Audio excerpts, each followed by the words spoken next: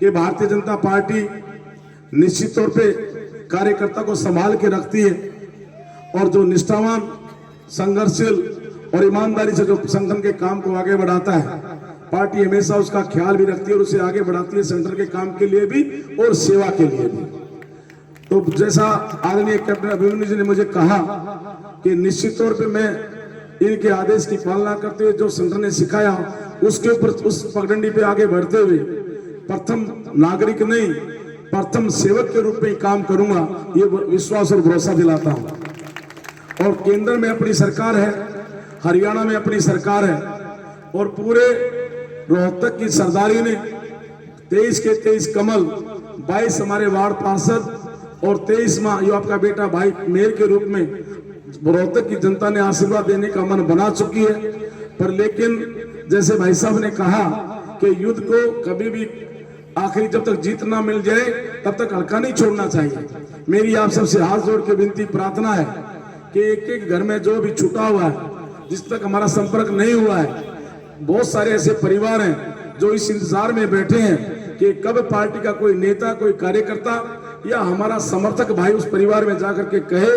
कि आओ जी आप भी हमारे साथ इस रोहतक के विकास के लिए कमल के फूल के साथ खड़े हो जाओ। आप एक बार कहने की जरूरत है, टोकने की आवश्यकता है। आप एक बार टोक लोगे तो निश्चित तौर पे आपके साथ खड़ा हो जाएगा। और मुझे लगता है कि जब 12 तारीख को डिब्बे खुलेंगे तो रोहतक के 23 कमल बहुत अच्छे मार्जिन से खिलेंगे आपके आशीर्वाद से।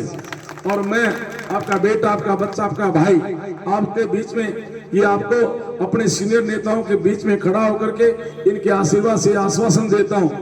कि आपके इस बेटे भाई को कभी भी किसी समय आप याद करेंगे तो उसी समय आपकी सेवा में हाजिर रहेगा। और हर व्यक्ति की इच्छा होती है कि जब भी कोई अवसर मिले सेवा का तो अपने कार्यकाल को याद करने जैसे काम करने चाहिए। हम सब गांव की पृष्ठभूमि से संबंध रखते हैं। गांव में कोई सरपंच बन जाए और उसके कार्यकाल में को गांव में कोई अच्छा कार्यक्रम, अच्छा ऐसा विकास का काम हो जाए, कोई ऐसी चीज बना दे अपने कार्यकाल में, तो हमेशा उस गांव के सब लोग कहते हैं कि ये गांव में ये काम उस सरपंच के कार्यकाल में हुआ।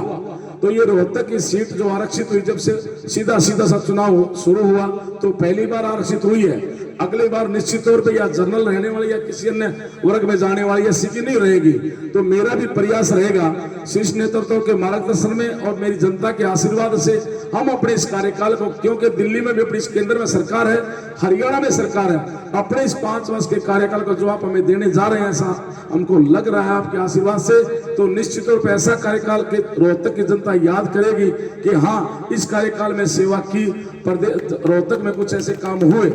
आप सबने सुना होगा, ज्यादा कुछ ना कहते हुए, कि आप सबने सुना होगा कहते कि गुड़गांव अच्छा शहर है, आप सबने सुना होगा कहते चंडीगढ़ बहुत सुंदर शहर है। मैं भी आपके आशीर्वाद से अपने शीर्ष नेतृत्व के मार्गदर्शन में प्रयास करेंगे कि अपना रोहतक भी ना गुड़गांव से कम रहने देंगे ना चंडीगढ़ से कम रहने देंगे।